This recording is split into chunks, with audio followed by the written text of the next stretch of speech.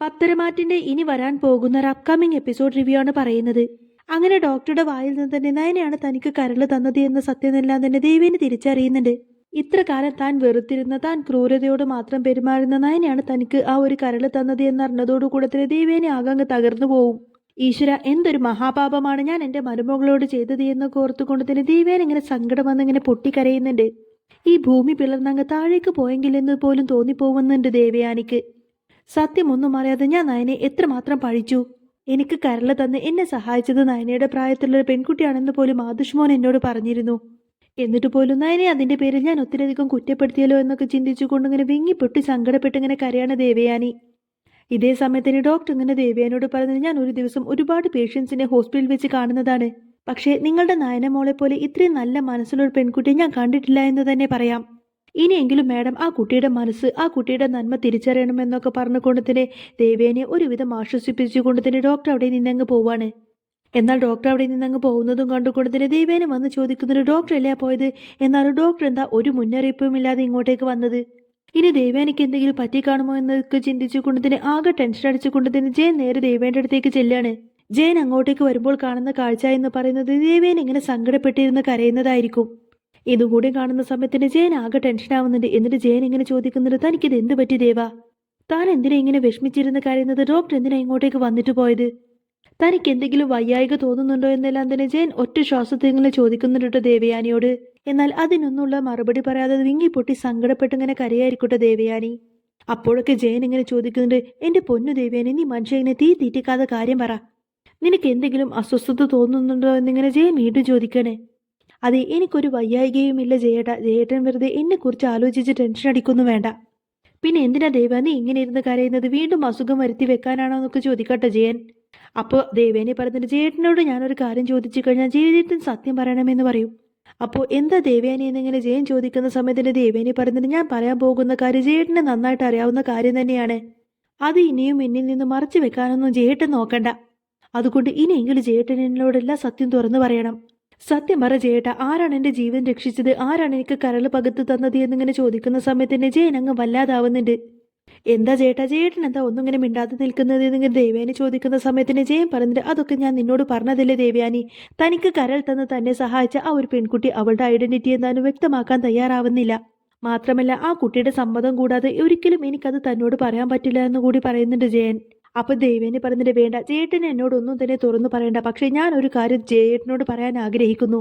ആ പെൺകുട്ടിയുടെ പേര് നയന എന്നാണോ എന്നിങ്ങനെ ദേവേനെ തുറന്നടിച്ചങ്ങ് ചോദിക്കാട്ടെ ജയനോട്. ദേവയാനി നയനയുടെ പേരങ്ങ് ഉച്ചരിക്കുന്നതോടു കൂടെ തന്നെ ആകെ അങ്ങ് നടുങ്ങി പോകുന്നുണ്ട് ജയൻ. എന്നിട്ട് ജയൻ ചോദിക്കുന്നുണ്ട്, നീ എന്തൊക്കെയാ ദേവയാനി ഈ പറയുന്നത്? ആരാ നിന്നോട് ഈ വിഡ്ഢിത്തരമെല്ലാം വിളിച്ചു പറഞ്ഞത് എന്നിങ്ങനെ ജയൻ പരുങ്ങലോടെ തന്നെ ചോദിക്കുന്ന സമയത്തിന് ദേവേനി പറയുന്നുണ്ട്, ഇനിയും ജയേട്ടൻ എന്നെ ഇങ്ങനെ പറ്റിക്കാനൊന്നും നോക്കണ്ട. ഇപ്പൊ എല്ലാ സത്യങ്ങളും അറിഞ്ഞിട്ട് തന്നെയാണ് ഞാൻ ഈ ചോദിക്കുന്നത്. ഡോക്ടർ എന്നോട് എല്ലാ സത്യങ്ങളും പറഞ്ഞു. എന്റെ ജീവൻ രക്ഷിക്കാൻ വേണ്ടിയിട്ട് എനിക്ക് ബ്ലഡും കരളൊക്കെ തന്നിട്ട് എന്നെ സഹായിച്ചത് നയനമോളാണെന്ന് പറഞ്ഞു.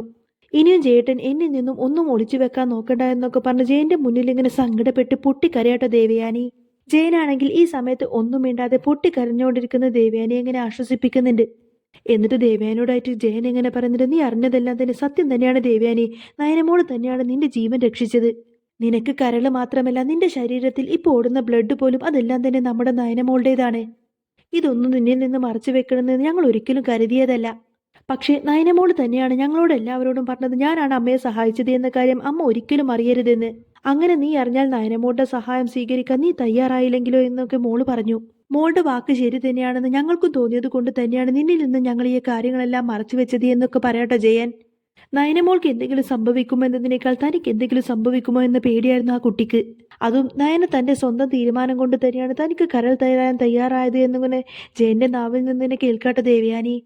ഇതെല്ലാം കേട്ടുകൊണ്ട് തന്നെ ദേവയാനി ഇങ്ങനെ പറയുന്നുണ്ട്, എന്നാലും ഞാൻ എന്തൊരു മഹാപാപിയാണ് ജയേട്ടാ. സത്യങ്ങളൊന്നും മനസ്സിലാക്കാതെ ഞാൻ എൻ്റെ മോളെ എന്നിൽ നിന്നും അകറ്റി നിർത്തി. നയനമോൾ ഇതെങ്ങനെ സഹിച്ചിട്ടുണ്ടാവും? എനിക്കിപ്പോൾ തന്നെ എൻ്റെ നയനമോളെ കാണണം. എന്നെ ഇപ്പം തന്നെ നയനമോളുടെ അടുത്തേക്ക് കൊണ്ടുപോയി ജയേട്ടാ എന്നൊക്കെ പറഞ്ഞ് ജയേട്ടൻ്റെ നെഞ്ചിൽ വീണുകൊണ്ട് ഇങ്ങനെ ആർത്തടിച്ചങ്ങ് കരയാട്ടോ ദേവയാനി. എന്താണെങ്കിലും സത്യങ്ങളെല്ലാം മനസ്സിലാക്കിയതിന് ശേഷം ദേവേനെ നയനമോളെ സ്നേഹിക്കാൻ തുടങ്ങി എന്നൊക്കെ ചിന്തിച്ചുകൊണ്ട് തന്നെ ജയൻ ഇങ്ങനെ ദേവയാനെ ആശ്വസിപ്പിക്കുന്നുണ്ട്. ദേവേൻ ഇങ്ങനെ പറഞ്ഞിട്ട്, എനിക്കിപ്പോൾ തന്നെ എൻ്റെ മോളെ കാണണം ജയേട്ടാ. ജയേട്ടൻ ഇപ്പം തന്നെ നയനയുടെ വീട്ടിലേക്ക് എന്നെ കൂട്ടിക്കൊണ്ടു പോവണം. എനിക്ക് എത്രയും പെട്ടെന്ന് തന്നെ എൻ്റെ മോളെ ഇങ്ങോട്ടേക്ക് കൂട്ടിക്കൊണ്ടു വരണം. എന്റെ മോളെ ഞാൻ ഇനി എങ്ങോട്ടേക്കും വിടില്ല. ഇത്ര കാലം ഞാൻ അവൾക്ക് കൊടുക്കാത്ത സ്നേഹമെല്ലാം അതിന്റെ ഇരട്ടിയായിട്ട് എനിക്ക് അവൾക്ക് കൊടുക്കണമെന്നൊക്കെ ദേവയാനി പറയാണ്. ഇതെല്ലാം കേട്ടുകൊണ്ട് തന്നെ ജയൻ ഇങ്ങനെ പറഞ്ഞിട്ട് എന്റെ പൊന്നു ദേവയാനി, നീ ഒന്ന് അടങ്ങി നിൽക്ക്. എന്താണെങ്കിലും കാര്യങ്ങൾ ഇത്രത്തോളൊക്കെ ആയില്ലേ, നിന്നെ ഞാൻ മോളുടെ അടുത്തേക്ക് കൊണ്ടുപോവാം. എന്താണെങ്കിലും ആദർശ് മോൻ ഇപ്പൊ നയന മോളുടെ അടുത്തേക്ക് പോയിട്ടുണ്ടല്ലോ, ഈ ഒരു സന്തോഷ വാർത്ത ഞാൻ ആദർശിനെ വിളിച്ചറിയിക്കട്ടെ എന്നൊക്കെ പറഞ്ഞ് നിൽക്കായിരിക്കട്ടെ ജയൻ. അപ്പൊ ദേവേനി പറയുന്നത്, വേണ്ട ജയേട്ടാ, ഞാൻ സത്യങ്ങളെല്ലാം മനസ്സിലാക്കി എന്ന കാര്യമൊന്നും ഇപ്പൊ ആദർശ് അറിയണ്ട. അവൻ അറിഞ്ഞു കഴിഞ്ഞാൽ ഉടനെ തന്നെ അതെല്ലാം തന്നെ അവൻ നയനയോട് പറയും. നമ്മൾ അങ്ങോട്ടേക്ക് നേരിട്ട് ചെല്ലുമ്പോൾ മാത്രം അവർ ഇക്കാര്യങ്ങളൊക്കെ അറിഞ്ഞാൽ മതി. മോളുടെ ആ ഒരു സന്തോഷമെല്ലാം തന്നെ എനിക്ക് നേരിട്ട് അനുഭവിച്ചറിയണമെന്നൊക്കെ പറയുന്നുണ്ട് ദേവയാനി. അങ്ങനെ ദേവേന്റെ ഹെൽത്ത് കണ്ടീഷൻ പൂർണ്ണമായിട്ടും ഭേദപ്പെട്ടിട്ടില്ലെങ്കിൽ പോലും ദേവേന്റെ നിർബന്ധപ്രകാരം തന്നെ ജയൻ ഇങ്ങനെ ദേവേനെ കൂട്ടിക്കൊണ്ട് തന്നെ നയന താമസിക്കുന്ന പുതിയ വീട്ടിലേക്ക് നയനെ കാണാൻ വേണ്ടിയിട്ട് പോവുകയാണ്. ഇതേ സമയത്ത് ആദർശാണെങ്കിൽ നയനെ പരിചരിച്ചുകൊണ്ട് തന്നെ നയനയുടെ കൂടെ തന്നെ ഇരിക്കുമായിരിക്കും. എന്നാൽ ഇതേ സമയത്ത് തന്നെയായിരിക്കും ജയൻ ഇങ്ങനെ ദേവേനെയും കൂട്ടിക്കൊണ്ട് തന്നെ അങ്ങോട്ടേക്ക് വരുന്നത്. കാറിന്റെ ശബ്ദം കേട്ടുകൊണ്ട് തന്നെ ആരോ വരുന്നു എന്നൊക്കെ ചിന്തിച്ചുകൊണ്ട് നന്ദു അരിക്കുട്ട പുറത്തേക്ക് വന്നിട്ട് ഇങ്ങനെ നോക്കുന്നത്. നന്ദു വന്ന് നോക്കുന്ന സമയത്തിന് ജയൻ ഇങ്ങനെ ഒട്ടും വയ്യാത്ത ദേവേനെ കാറിൽ നിന്ന് പിടിച്ചെറുക്കുന്നത് കണ്ടിട്ട് അത് കണ്ട് ഒട്ടും സഹിക്കാൻ കഴിയാതെ, ഒട്ടും വിശ്വസിക്കാൻ കഴിയാതെ ഇങ്ങനെ നോക്കി നിൽക്കുമായിരിക്കും നന്ദു. നന്ദുവിനെ ഒന്ന് നോക്കിയതിനു ശേഷം രണ്ടുപേരും പുഞ്ചിരിച്ചുകൊണ്ട് തന്നെ അകത്തേക്ക് കയറി വരുന്നുണ്ട്. എന്നാൽ അവരെ കാണുന്ന സമയത്തിന് നന്ദു ഇങ്ങനെ മനസ്സിൽ ചിന്തിക്കുന്നുണ്ട്, ഈശ്വര, ഇവരിപ്പോ എന്തിനാ ഇങ്ങോട്ടേക്ക് കെട്ടിയെടുത്തത്? എന്റെ ചേച്ചി ഇനിയും അങ്ങോട്ടേക്ക് കൂട്ടിക്കൊണ്ടുപോയിട്ട് എന്റെ ചേച്ചി ഇനിയും ഉപദ്രവിക്കാനാണോ എന്നൊക്കെ ചിന്തിച്ചുകൊണ്ട് ഇങ്ങനെ പേടിച്ച് നിൽക്കുമായിരിക്കും നന്ദു. എന്നാൽ നന്ദു ഇങ്ങനെ പേടിച്ച് വിറച്ച് ദേവേനെ നോക്കുന്ന സമയത്തിന് ദേവേനെ ചോദിക്കുന്നത്, നീ എന്തിനാ മോളെ നന്ദു എന്നെ ഇങ്ങനെ നോക്കുന്നത്? നീ ഇങ്ങ് അടുത്തേക്ക് വാ എന്നൊക്കെ പറഞ്ഞുകൊണ്ട് തന്നെ നന്ദുവിനെ ഇങ്ങനെ ചേർത്ത് പിടിക്കുന്നുണ്ട് ദേവയാനി.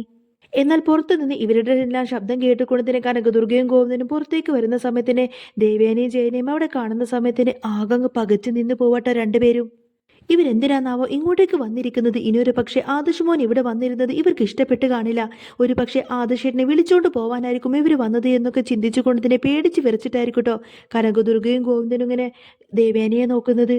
കനകദുർഗയുടെയും ഗോവിന്ദന്റെയും മുഖത്തുള്ള ആ ഒരു പേടി കാണുന്ന സമയത്തിന് ദേവേനെ ചോദിക്കുന്നുണ്ട്, നിങ്ങൾ എന്താ എന്നെ ഇങ്ങനെ നോക്കുന്നത്? ഞാൻ എങ്ങോട്ടേക്ക് വഴക്കുണ്ടാക്കാൻ വന്നതാണെന്ന് നിങ്ങൾ കരുതി കാണുമല്ലേ? എല്ലാ സത്യങ്ങളും എനിക്ക് മനസ്സിലായി. ഇത്ര കാലം ഞാൻ നയനമോളോട് ചെയ്തതെല്ലാം തെറ്റാണ് എന്ന കാര്യമൊക്കെ എനിക്ക് മനസ്സിലായി കഴിഞ്ഞു. ഒടുവിൽ ഇത്ര കാലം ഞാൻ വെറുത്തിരുന്ന് എന്റെ നയനമോള് തന്നെ വേണ്ടി വന്നു എന്റെ ജീവൻ രക്ഷിക്കാൻ എന്നൊക്കെ ഇങ്ങനെ ദേവേനെ പറയുന്ന സമയത്തിന് ഭയങ്കര ഇങ്ങനെ ആശ്ചര്യത്തോടെ തന്നെ നോക്കി നിൽക്കാട്ടോ കനകദുർഗയും ഗോവിന്ദനും. എന്നിട്ട് ദേവേനെ പറയുന്നുണ്ട്, ഞാൻ എല്ലാം മനസ്സിലാക്കി കഴിഞ്ഞു. അതുകൊണ്ട് തന്നെ എനിക്ക് എന്റെ നയനമോളെ കാണണം. അവളെ കണ്ടിട്ട് അവളുടെ കാൽക്കൽ വീണ് മാപ്പ് പറയണം. എല്ലാ തെറ്റും ഏറ്റു പറഞ്ഞ് ഞാൻ എന്റെ നയനമോളെ കൂട്ടിക്കൊണ്ടു പോവാനാണ് ഇങ്ങോട്ടേക്ക് വന്നത് എന്നിങ്ങനെ ദേവേനി പറയുന്ന സമയത്തിന് കനകദുർഗയുടെയും ഗോവിന്ദന്റെയും കണ്ണിങ്ങനെ നിറഞ്ഞൊഴുകട്ടോ സന്തോഷം കൊണ്ട്. ഇതെങ്ങാനും ഞങ്ങൾക്ക് വിശ്വസിക്കാൻ പറ്റുമോ എന്നിങ്ങനെ കനകദുർഗ അറിയാതങ്ങ് ചോദിച്ചു പോകുന്ന സമയത്തിന് വിശ്വസിക്കാം എന്ന് പറയട്ടോ ദേവയാനി. എന്നാൽ നിങ്ങൾ അകത്തേക്ക് വരൂ, നയനമോൾ അകത്തുണ്ട് എന്നൊക്കെ പറഞ്ഞുകൊണ്ട് തന്നെ കനകദുർഗ ദേവേനെ അകത്തേക്ക് കൂട്ടിക്കൊണ്ടു പോകുന്നുണ്ട്. ഇതേ സമയത്തിന് ആദർശ് ഇങ്ങനെ നയനയെ ശുശ്രൂഷിച്ചുകൊണ്ടിരിക്കുകയായിരിക്കും. പെട്ടെന്ന് അങ്ങോട്ടേക്ക് ദേവേനി വരുന്ന കാണുന്ന സമയത്തിന് ആകെ പകച്ചു നിന്ന് പോവാണ്ട ആദർശ്. എന്നിട്ട് ആദർശ് ഇങ്ങനെ നയനയെ നോക്കുന്നുണ്ട്. രണ്ടുപേരും പരസ്പരം ഇങ്ങനെ നോക്കിയിരിക്കുകയാണ്. ആദർശ് ആണെങ്കിൽ പെട്ടെന്ന് പതർച്ചയോടെ തന്നെ നയനയുടെ അടുത്ത് നിന്നും എണീറ്റ് അമ്മ എന്താ ഇവിടെയെന്ന് ചോദിക്കും. അപ്പൊ ദേവേനി ചോദിക്കുന്നത്, എന്താടാ എനിക്ക് ഇങ്ങോട്ടേക്കൊന്നും വരാൻ പാടില്ലേ?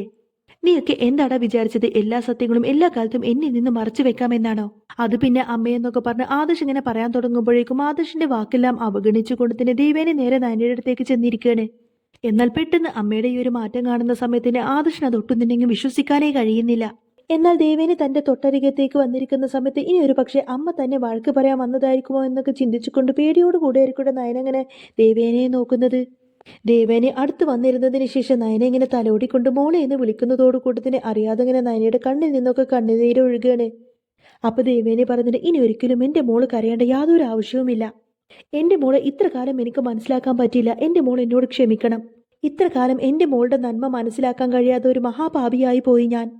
മോൾ എന്നോട് ക്ഷമിക്കണം മോളെ എന്നൊക്കെ പറഞ്ഞ് ദേവേൻ എങ്ങനെ നയനക്ക് മുന്നിൽ അങ്ങ് പൊട്ടിക്കരയുന്ന സമയത്തിന് നയനെ ചോദിക്കുന്നുണ്ട്, എന്താ അമ്മേ ഇത്? എന്റെ അമ്മയോട് എനിക്ക് ഒട്ടും തന്നെ ദേഷ്യമില്ല. എന്റെ അമ്മയ്ക്ക് ഇന്നും നല്ലത് വരണമേ എന്ന് മാത്രമേ ഞാൻ ആഗ്രഹിക്കുകയും പ്രാർത്ഥിക്കുകയും ചെയ്തിട്ടുള്ളൂ. അമ്മ പറഞ്ഞതൊന്നും തന്നെ ഞാൻ എന്റെ മനസ്സിൽ വെച്ചിട്ടില്ല. അതുകൊണ്ട് തന്നെ എന്റെ അമ്മയോട് ക്ഷമിക്കാനും എനിക്ക് കഴിയൂ. അമ്മയുടെ ജീവൻ രക്ഷിച്ചത് അതെന്റെ കടമയായിട്ട് മാത്രമേ ഞാൻ കണക്കാക്കിയിട്ടുള്ളൂ എന്നൊക്കെ പറയട്ടെ നയന. അപ്പോഴേക്കും മോളെ, എന്റെ പൊന്നു മോളെ എന്നൊക്കെ വിളിച്ചുകൊണ്ട് ദേവേൻ ഇങ്ങനെ നയനെ കെട്ടിപ്പിടിച്ച് കരയാണ്. എന്നാൽ അവർ രണ്ടുപേരും പരസ്പര സ്നേഹത്തോടെ ഇങ്ങനെ കെട്ടിപ്പിടിച്ച് നിന്ന് കരയുന്നത് കാണുന്ന സമയത്തിന് ആദർശനും കനകദുർഗവും ഗോവിന്ദനും നന്ദുവിനും അങ്ങനെ എല്ലാവർക്കും ഭയങ്കര സന്തോഷാവാണ്. ഇത്ര കാലം ഇങ്ങനൊരു കാഴ്ച കാണാൻ വേണ്ടിയിട്ട് തന്നെ ആയിരിക്കട്ടെ നയനെ സ്നേഹിച്ച് എല്ലാവരും തന്നെ കാത്തിരുന്നത്. എന്നാൽ ആ ഒരു സീന് കണ്ടുകൊണ്ടിരിക്കുന്ന സമയത്തിന് സന്തോഷം കൊണ്ട് എല്ലാവരുടെയും കണ്ണുകൾ ഇങ്ങനെ നിറഞ്ഞൊഴുകുകയാണ്. എന്നിട്ട് ദേവേൻ ഇങ്ങനെ നയനോട് പറഞ്ഞിട്ട് മോളെ മോളുടെ ജീവൻ പോലും നോക്കാതെയല്ലേ എന്നെ രക്ഷിച്ചത്. മോളുടെ മുന്നിൽ വെച്ചല്ലേ മറ്റൊരുത്തി എന്റെ മരുമകളാണെന്നൊക്കെ പറഞ്ഞ് ഞാൻ ചേർത്ത് നിർത്തിയിരുന്നത്. മോളെ ഞാൻ എന്തെല്ലാം പറഞ്ഞ് കുത്തി നോവിച്ചു, അതിനെല്ലാം തന്നെ എനിക്ക് പരിഹാരം കാണണം മോളെ. എങ്കിലേ എന്റെ മനസ്സിന് ഒരല്പമെങ്കിലും ആശ്വാസം കിട്ടുള്ളൂ.